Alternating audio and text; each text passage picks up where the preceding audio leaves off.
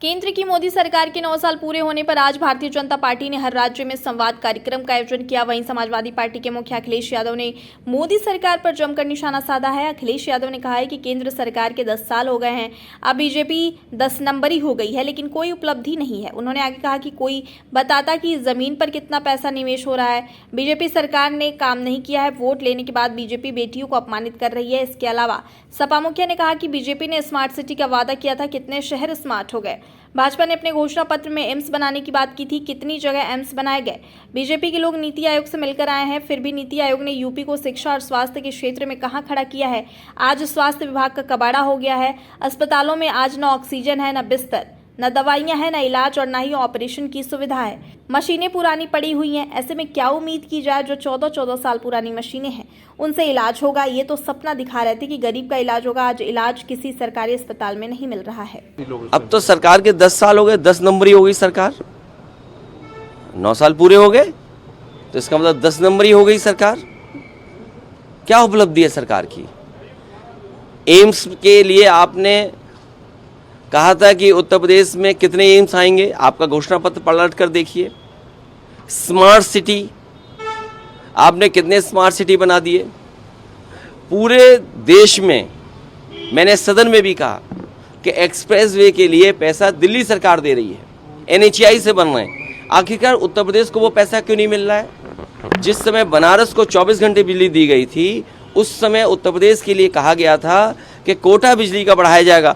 ये सरकार कोटा नहीं बढ़ा पाई 9 साल वाली सरकार से।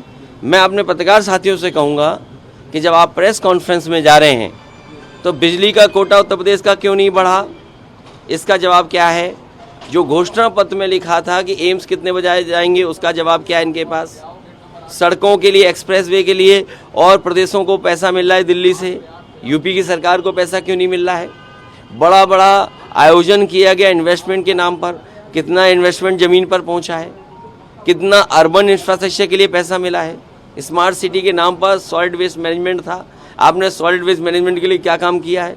नदियां आपकी मर रही हैं, क्या है? नदियां आपकी मर रही हैं।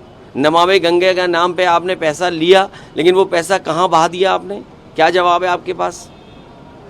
अगर बिजली सस्ती मिल जाए दिल्ली से तो हमारे उत्तर प्रदेश के लोगों को इतनी बिजली का बिल नहीं देना पड़ेगा। बीजेपी अपने सांसदों का रिपोर्ट कार्ड तैयार करा रही है, उसी के आधार पर टिकट देगी, सर्वे करने जा रही है। अब सर्वे तो करना ही पड़ेगा और रिपोर्ट कार्ड भी बनाना पड़ेगा, क्योंकि जनता तो फेस नहीं कर सकते ना।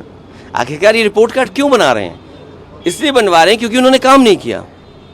आप सर्वे क्यों करा रहे हो? क्योंकि आपको अपने ही सांसदों पर भरोसा नहीं है, इसीलिए सर्वे करा रहे हो आप। सर एक सवाल और है, कल दिल्ली से वीडियो सामने आई है किस तरह से जो दिल्ली पुलिस ने वहाँ के जो रेस्लर्स प्रोटेस्ट कर रहे थे उनको मारा पीटा, उसके बाद उनको वहाँ से घसीट के हटाया गया। देखिए, ये भाजपा का नारा एक्सपोज हुआ ना इस बात पे।